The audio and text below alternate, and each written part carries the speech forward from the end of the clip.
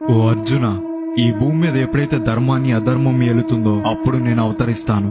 ఒకరోజు నారదముని మహర్షులందరూ వైకుంఠంలో ఉన్న విష్ణుని కలిసి కలి ప్రభావం వల్ల ప్రజలు పాపాలు చేస్తున్నారు, వారిని రక్షించాలని వేడుకుంటారు. అప్పుడు విష్ణువు గౌతమి ప్రవాహంలో చందనపు పేటికలో నౌకపురి చేరుకుని అక్కడ అవతరిస్తానని చెప్తాడు. కొంతకాలం తరువాత నౌకపురిలో చందనపు పెట్టె నదిలో కనిపిస్తుంది. దాన్ని బయటకు తీసి చూద్దామనుకుని దగ్గరికి వెళ్లేసరికి మాయమైపోయేది. ఒక రోజు ఆ ఊర్లో వృద్ధ బ్రాహ్మణుడి కల్లోకి విష్ణు వచ్చి, కలి ప్రభావం వల్ల మీరు నన్ను చూడలేకపోతున్నారు. తెల్లవారుజామున నది స్నానం చేసి మంగళ వాయిద్యాలతో నౌకలో నది మధ్యలోకి వెళ్తే గరుడ పక్షి వాలే చోటు ఆ పెట్టె కనిపిస్తుందని చెప్తాడు. విష్ణువు చెప్పినట్టే తర్వాత రోజు ఆ ఊర్లో వాళ్ళకి పెట్టె కనిపిస్తుంది. ఆ పెట్టి తెరిచి చూస్తే లక్ష్మీ సమేత విష్ణుమూర్తి కనిపిస్తాడు. ఇక్కడ ఒక ప్రత్యేకత ఉంది. స్వయంభు విగ్రహాలన్నీ శిలారూపంలో ఉంటే ఇక్కడ మాత్రం ఎర్ర చందనంతో చెక్కబడిన విగ్రహం ఉంటుంది. వేం అంటే పాపాలను, కటా అంటే పోగొట్టే వాడని అర్థం. ఈ రెండూ కలిపి వెంకటేశ్వరుడు అని పేరు పెట్టి నారదముని నౌకపురిలో గుడిని నిర్మించాడు.